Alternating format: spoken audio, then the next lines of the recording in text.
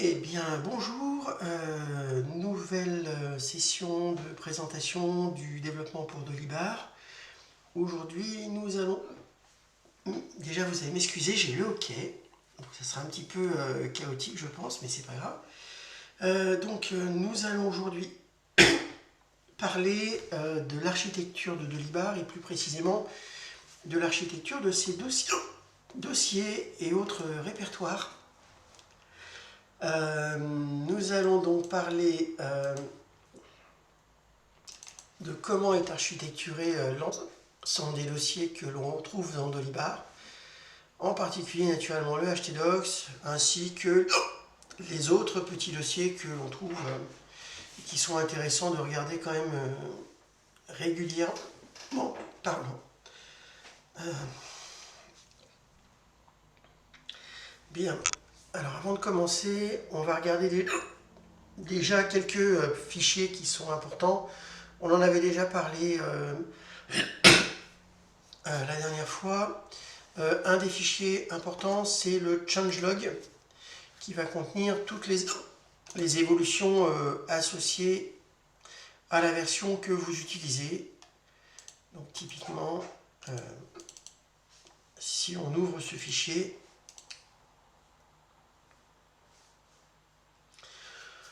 on va retrouver toutes les nouveautés de telle ou telle version. Donc là, par exemple, on voit que pour la prochaine version, c'est la compatibilité avec la PHP 8.2. Bon, je ne vais pas commencer à troller en disant que j'ai quand même des bugs encore en PHP 8.1, mais bon, c'est pas très grave. Il y a plein de petites nouveautés. Je ne les ai pas encore toutes analysées, hein. Mais généralement, quand on fait du développement, ce qui va nous intéresser, c'est cette partie-là. C'est toutes les choses qui ont été mises à jour au niveau du source, qui peut impacter le développement des modules.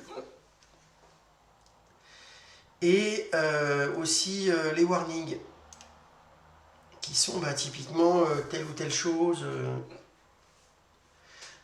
présente dans les différents modules. Par exemple, on n'a pas parlé de la table user création aujourd'hui, c'est renommé user création ID. Donc ça peut faire un petit souci si vous avez des modules qui utilisent ce genre de choses. De même, get substitution array shipment link qui est remplacé par le substitution array link.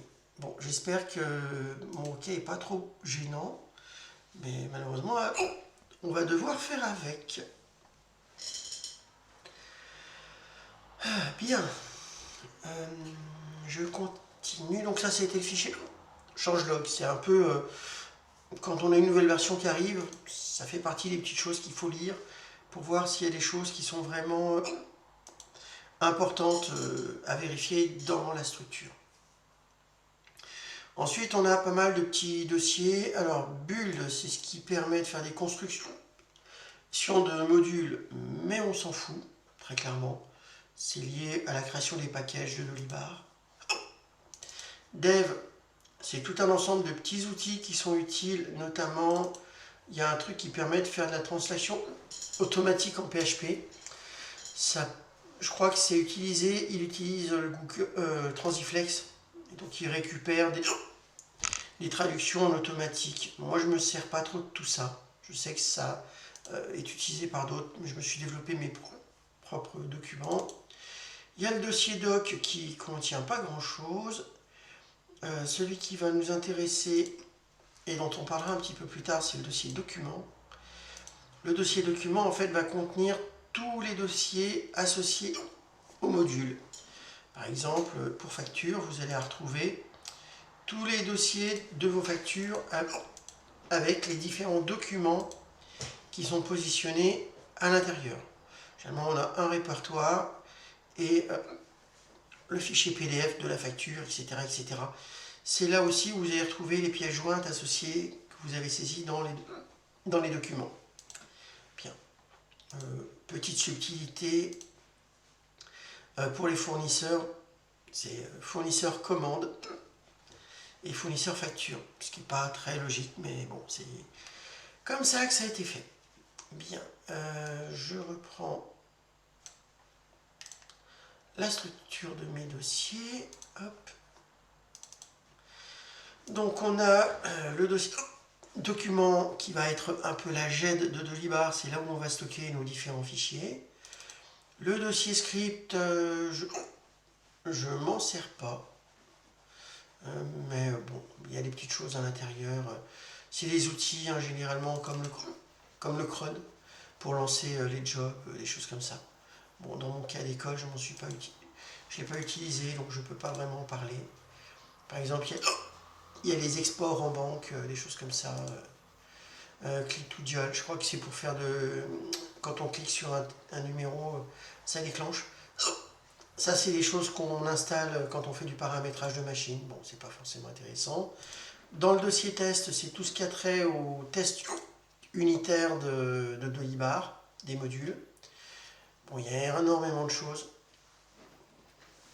Je ne suis pas du tout experte dans les tests unitaires, donc je me garderai bien de vous donner quelques conseils là-dedans. Et on arrive enfin au dossier htdocs qui va contenir donc notre environnement Dolibar. Et je vais me rendre compte que j'étais sur mon environnement test et j'étais pas sur notre environnement de démo. Donc je m'y retrouve. Voilà. Bien.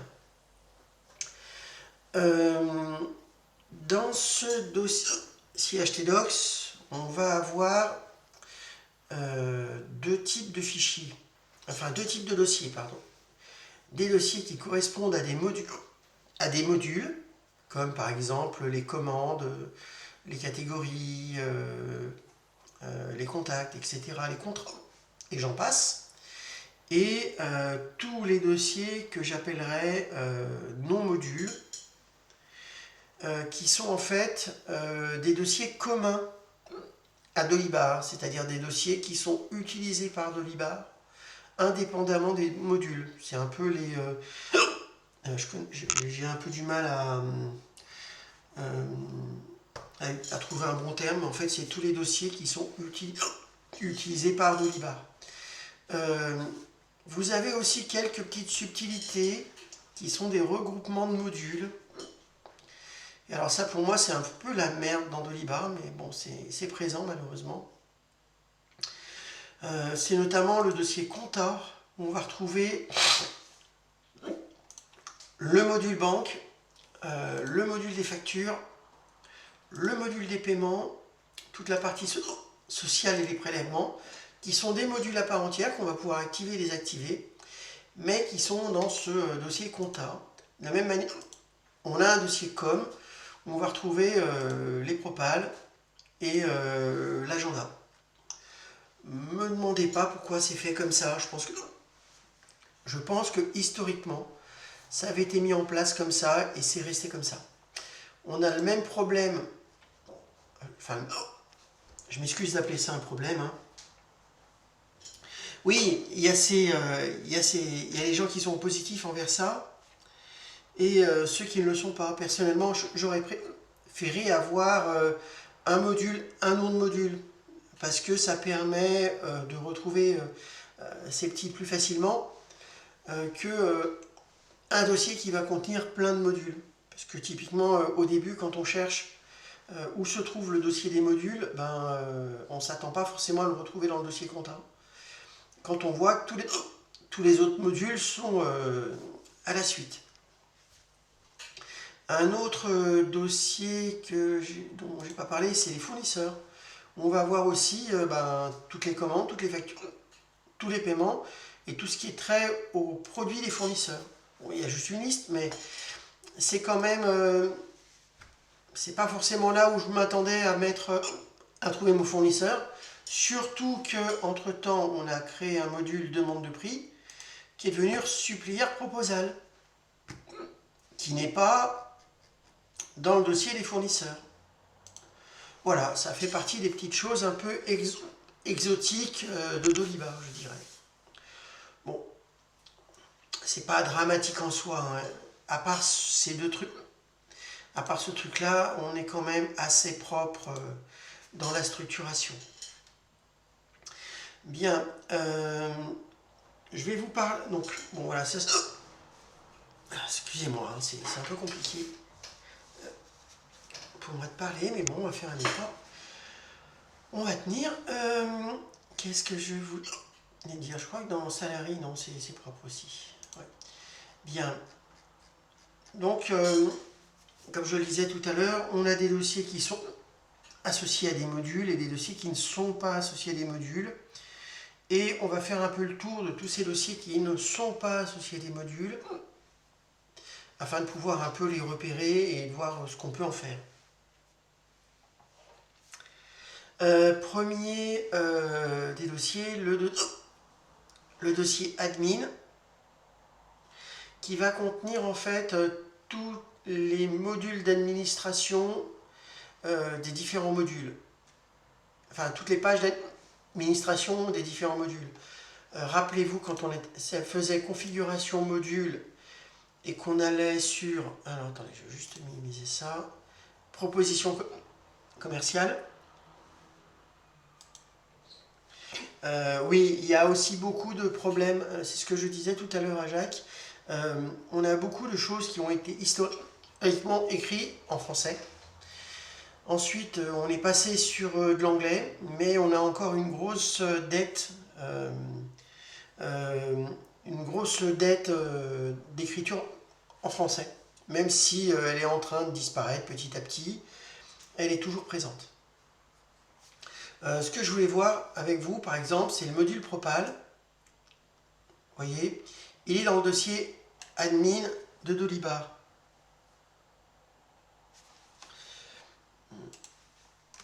Et donc, bon, quand on le sait, ça va bien. Mais par exemple, pour le module des produits, lui, il va se trouver dans le dossier product, comme un module classique. Bon, ça fait partie des petites choses exotiques. Si on trouve... Le mieux, c'est toujours pareil, malheureusement, c'est quand on est dans un truc, on regarde le lien pour savoir où se trouve le fichier. Donc là, par exemple, si je veux aller sur les commandes, je sais que c'est dans admin commande et pas dans commande admin commande.php.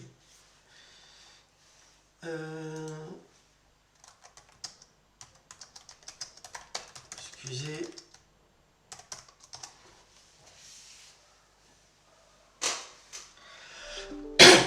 Bien. Je vais continuer donc sur mes petites présentations. Donc là, on a donc ce fameux dossier admin qui va contenir tous les fichiers de paramétrage des différents systèmes. Bon, il n'y a rien de très compliqué là-dedans. Je sais qu'il y a un truc sur le Dolistore, mais je ne sais même pas si c'est vraiment utilisé. Je crois que c'est en cours de développement ce truc-là. Les menus, c'est pareil, c'est la page de gestion des menus. Mais il n'y a rien de vraiment très utilisé là-dedans. Système et tools de mémoire, c'est par rapport aux outils, c'est l'administration des outils, par exemple $export et import. On va le retrouver à cet endroit si je me rappelle bien. Il est où l'import-export? Voilà. Ah non, même pas, c'est dans import, donc c'est même pas ça. Je sais pas où c'est qu'ils le mettent, ça, pourtant. Non, bah, c'est bizarre qu'ils aient mis ça là-dedans. Je sais pas trop à quoi ça sert, ce truc-là. C'est une bonne question. Je m'en suis pas servi. Il y a peut-être une petite subtilité, mais en attendant, bon, moi, généralement, là, on va retrouver donc tout le paramétrage les pages d'administration, donc des modules natifs de Dolibar. Ensuite, il y a un gros pavé sur l'API. Alors, sachant que l'API est un module, je le considère pas vraiment comme un module, dans le sens où c'est quand même un élément assez structurant sur Dolibar, mettre les API, mais donc voilà, on a ce dossier-là. Dans les choses assez intéressantes, il y a le blockade log Alors ça c'est un truc qui a été rajouté il y a de ça quelques années pour la V16, pour faire l'inaltérabilité. Alors c'est pas vraiment, c'est considéré comme un module, mais là encore c'est un truc un peu entre les deux. Ce qui va nous intéresser, c'est donc par contre le fichier conf qui va contenir votre fichier de paramétrage de Dolibar. C'est là où en fait on va récupérer tous les éléments associés à votre comment ça s'appelle, à votre environnement Dolibar, à savoir principalement la connexion à la base de données. C'est pour ça que ce fichier est quand même hyper sensible et à protéger en lecture seule. Bon, c'est indiqué dans Dolibar, ça c'est le minimum à faire, c'est de protéger ce fichier. Donc on a ce dossier conf, bon on n'a pas grand chose dedans, mais bon il faut le connaître. On a ensuite le dossier, alors volontairement il y a le dossier core qui contient énormément de choses, et ça fera partie de la deuxième, je vais faire une deuxième session, et on regardera plus précisément tout ce qu'il y a dans le dossier core, et Dieu sait qu'il y a des choses. On a le dossier cron qui permet de faire les tâches planifiées, pour ceux qui en ont le besoin. Moi je sais que je m'en sers pas. Le dossier custom qui est hyper important parce que c'est là où on va installer tous les modules additionnels. C'est là où on va donc mettre les modules qu'on achète ou qu'on développe. C'est dans ce dossier custom. L'avantage de ce dossier custom, c'est qu'il a un gitignore. Ce qui veut dire que tout ce qu'il y a à l'intérieur ne sera pas envoyé sur GitHub. En clair, si vous avez des modules, si vous faites un GitHub push, ils ne seront pas poussés avec ce que vous avez dans le dossier custom. D'ailleurs, si vous faites une mise à jour, vous savez comme on a fait hier ou avant-hier, je ne sais plus, pour récupérer la dernière version de Dolibar à travers le Git, ce dossier sera conservé tel qu'il est. Bien. Donc, le core, le custom, le cron. Ensuite, on va avoir le dossier des includes, qui est un sacré... on a énormément de choses. C'est là où on va regarder un petit peu la dette de Dolibar, c'est-à-dire c'est là où on a tous les composants qui sont utilisés par Dolibar. Alors, bon, je ne les connais pas tous, hein. Je connais bien jQuery pour avoir eu quelques soucis quand ils ont mis à jour jQuery et enlever des plugins dans jQuery, notamment DataTable que j'utilisais pour un de mes modules. Résultat, j'ai dû importer le plugin de mes propres modules. Bon, ça fait partie des petites choses qu'il faut savoir gérer. Dans les trucs qui sont intéressants aussi, c'est... il est où ? Il est à la fin, Technicom, TCPDF, c'est la librairie qui permet de générer les PDF dans Dolibar. Il y en a une autre, TCPDI, TCPDI, mais qui n'est pas utilisée, il me semble. On a fait le choix d'utiliser Technicom, et d'ailleurs je crois qu'il y a un petit souci parce que elle est annoncée end of life, et donc on va avoir un petit souci avec ce truc-là. Mais bon, pour l'instant elle est présente, donc on peut s'en servir, c'est cool. Un autre truc, PHP Office, qui nous permet de générer des feuilles Excel. Quand vous faites des exports, typiquement c'est avec PHP Office qu'on a la génération des feuilles Excel. Bon, je le sais pour l'avoir utilisé. On a le CK Editor, c'est le fameux éditeur de... comment ça s'appelle? Vous savez, quand on est sur un... Alors, il faut que j'active. Ah si, j'ai activé, super. D'ailleurs, c'est une des évolutions de la version V19. Il a évolué. En fait, vous savez, c'est ce truc-là qui vous permet de mettre du gras, d'augmenter la taille de vos textes. Voilà. Très utile, même absolument indispensable.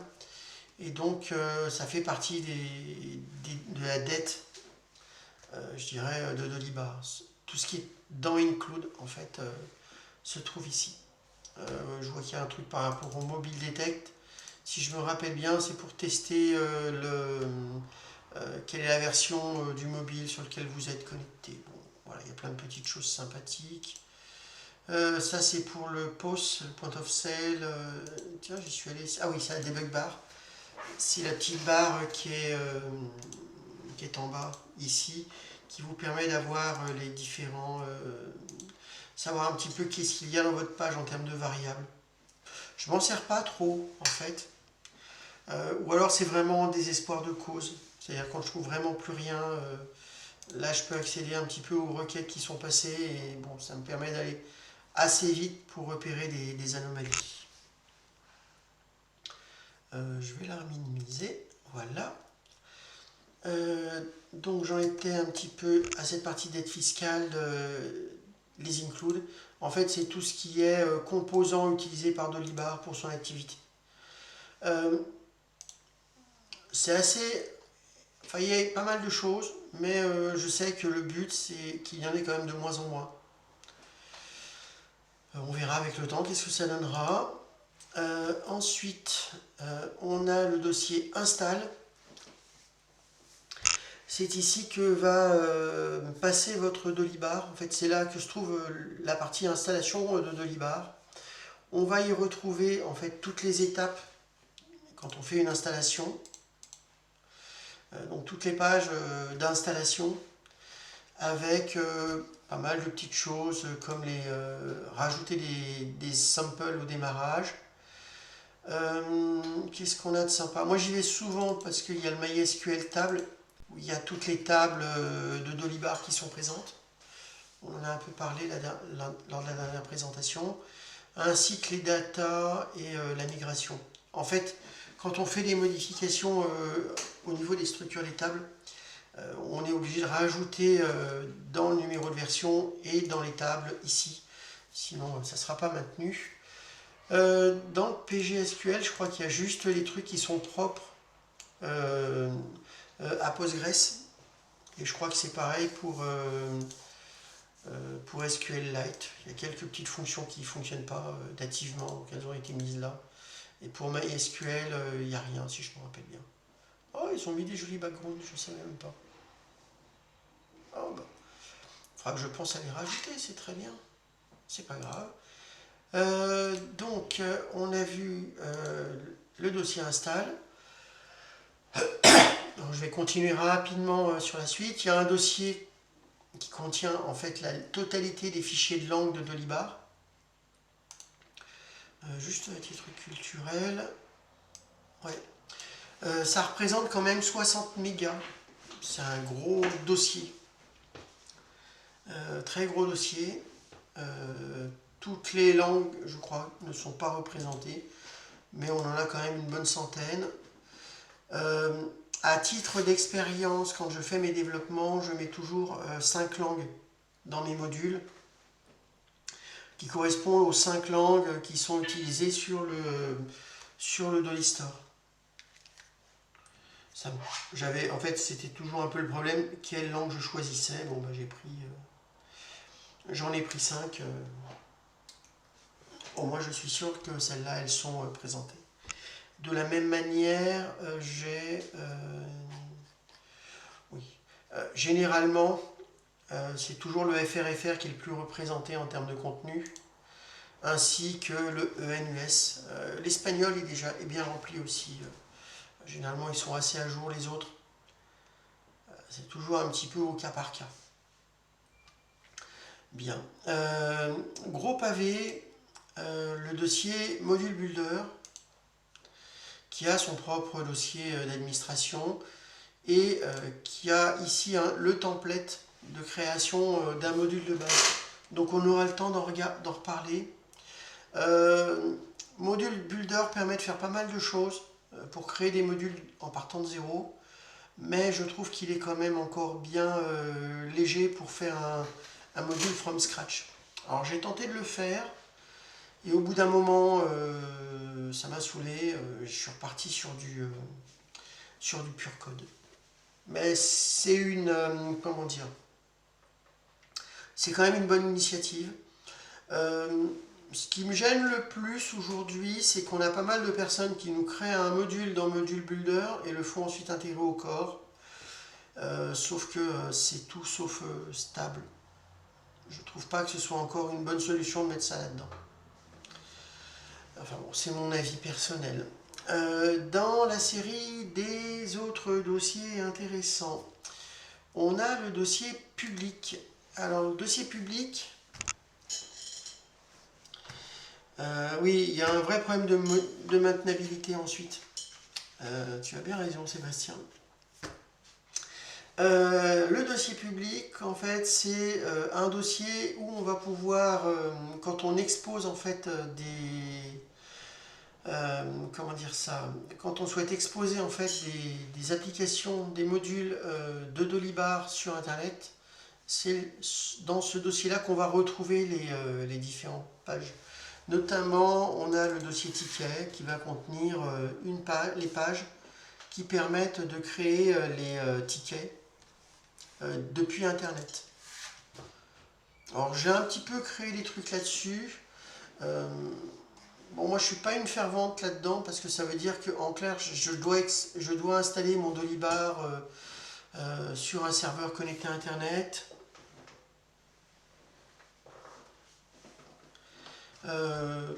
Bon, personnellement, je préfère pas exposer ça. Mais bon, il y a plein de choses qui sont là-dedans, notamment par rapport aux adhérents. Member, là, c'est typiquement tout ce qui a trait aux gestions des cartes, nouvel adhérent, des choses comme ça. Bon, moi, je ne me sers pas. Je sais qu'il y en a quelques-uns qui ont mis en place des choses autour de ça. J'ai même développé un module pour faire une application sur mobile, mais je suis pas. Je préfère compartimenter les choses, d'éviter d'exposer la base de données à l'extérieur. Voilà, bon, c'est mon petit avis métusant, comme on dit. Bien, on arrive un petit peu à la fin. Alors, dans les dossiers intéressants, on a le dossier thème. C'est là où on va avoir les différents thèmes présents dans Dolibar. Vous savez, quand on fait affichage thème, thème et couleurs. Donc là, on a les deux, il y a LD et MD. Hein, c'est les deux thèmes historiques de Dolibar. Et si je sais qu'il y a des thèmes qui se vendent sur Internet, on peut les récupérer. En fait, il faut les poser dans ce dossier-là pour qu'ils soient mis en place. Je vais un petit peu pousser dans les thèmes. Il y a trois choses. Le common, c'est tout un ensemble de fonds, icônes et autres, notamment Fontavzone, qui sont présents.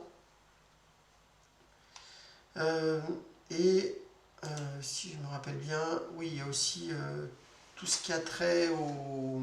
Comment ça s'appelle, la gestion des dossiers, des menus qui est là. Et ensuite, vous avez